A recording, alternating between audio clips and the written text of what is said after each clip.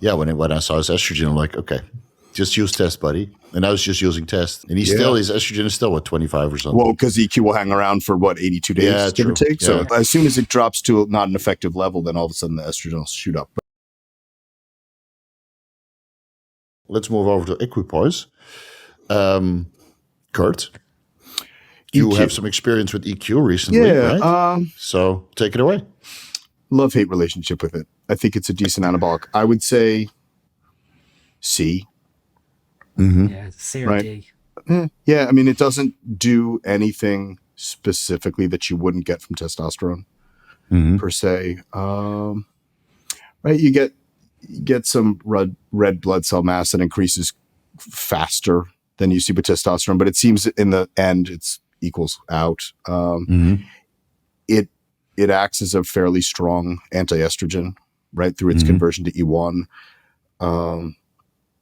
It's not going to build tissue. Again, it's a good example of when you lower the androgenic potential of something, how the anabolism goes down as well. So I don't think it's going to build milligram for milligram. I wouldn't put it equal to testosterone. Maybe let's say it's 75% of testosterone.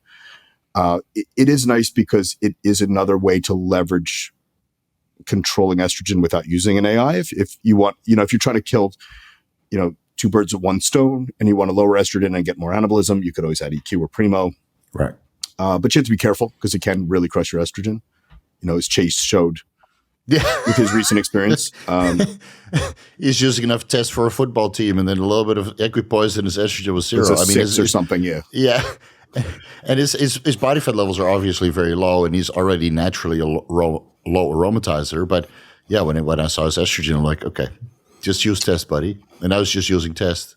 And his estrogen is still 25 or something. Well, because EQ will hang around for 82 days, give or take. So I mean, as soon as it drops to not an effective level, then all of a sudden the estrogen will shoot up. But I think it's a good. I don't mind using it to add milligrams to a stack, as long as test is higher than it. I would never run it higher than 1-to-1 with test, and that would be if you're a very high aromatizer. I think it does have use, though. There's a lot of guys throughout history that have used it to put on a fair amount of weight. I believe John Jewett used it for a period of time when he was growing. John Meadows, was a huge fan from what I've been told. Lee Haney.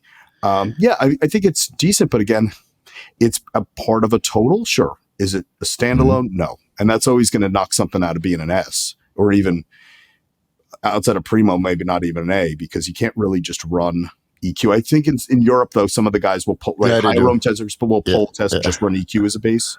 Yeah, last month before a contest, you'd run like 750 or 900 or 1200 EQ into the show. If you have no girlfriend or wife, sure, why not? Oh, you'd be an anxious mess. You can go in a public transport to be.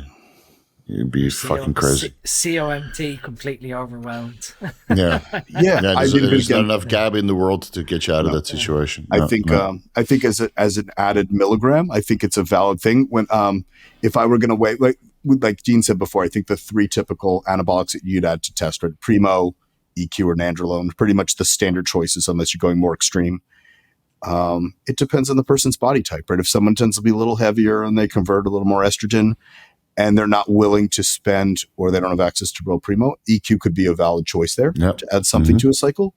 I would still pick Primo over that. I think from Nandrolone would be my last choice, unless someone's very thin and they just need overall bulk on them, and they don't really care about side effects per se.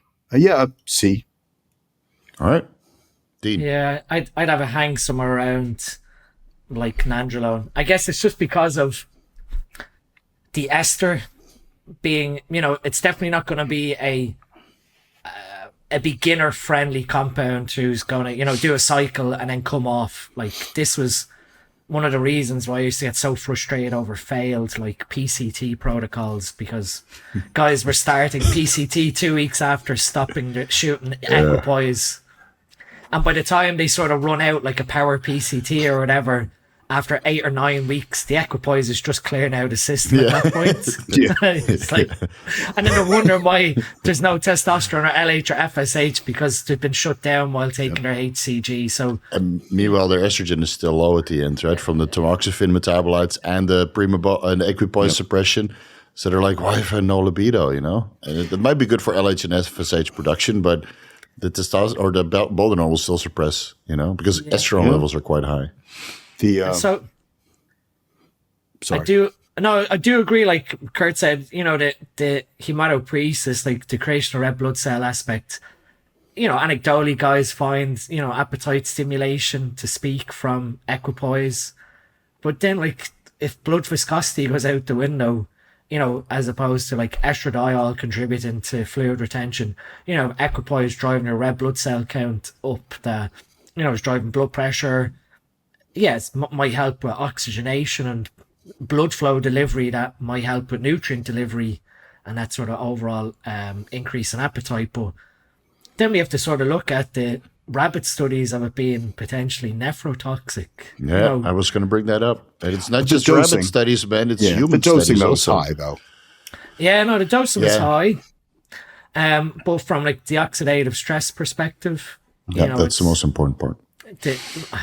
I think you can get away with better choices that, like Kurt said, it's either C or D. It stays around a sort of nandrolone position. Yeah, if used correctly, sure, whatever. But I think so. So Equipoise, if you use it correctly regarding the kidney toxicity potential, you will need to keep your estrogen elevated because estrogen has some kidney protective benefits. And the problem is with a lot of these studies that run Boldenone only. Now, we do know that estrogen would be crushed simply from HPTA suppression. And there might be some pro-oxidative effects in the kidneys. But a lot of these animal studies that show when you combine that with antioxidants like vitamin C or, what is it called? Royal jelly or a couple other antioxidants, that it's completely fuck, how do you pronounce this? Prevented. So yeah, ameliorated, however the fuck you pronounce it. So some of these studies that I did a deep dive on this a long time ago about the human studies and the animal studies. In the human studies, they didn't really track where the Boldenone was coming from. So it could be synthetic carrier oil problems. And in the animal studies, they clearly mentioned that in combination with antioxidants, sufficient amounts, that it's a non-issue. Yep. Still, it's a risk, but you know, most of the guys watching this podcast understand that you do need antioxidants. And how many issues do we see in kidneys directly caused by Equipoise and not related to high blood pressure? None. Probably not. None. Because in the human subjects, they didn't track blood pressure either. No. And in those case studies with Equipoise, when it was like in the ER and they came in and they were having issues, right? Yeah. The problem with case studies is there's no controls. We don't know what else they were doing. You only know what they're self-reported. You don't know that they weren't also doing recreational drugs or drinking alcohol or smoking. Look into the TMZ and Superdrol studies. That's exactly that. Recreational drugs and alcohol all at the same time with oral steroids. What do you expect to happen? Yeah, and I mean, and people lie, as we know from bottom up.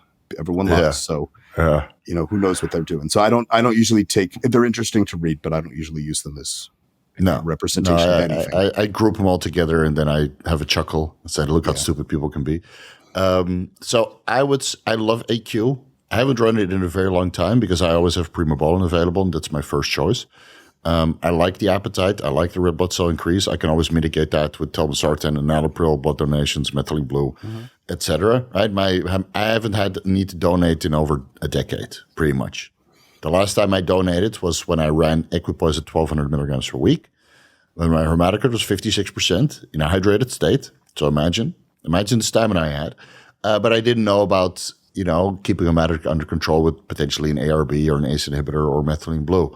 So those days are kind of over. So I would rank Equipoise as a C tier only if you can mitigate the oxidative stress and potential for kidney toxicity by keeping your estrogen levels in range. So Equipoise mandatory blood work every month.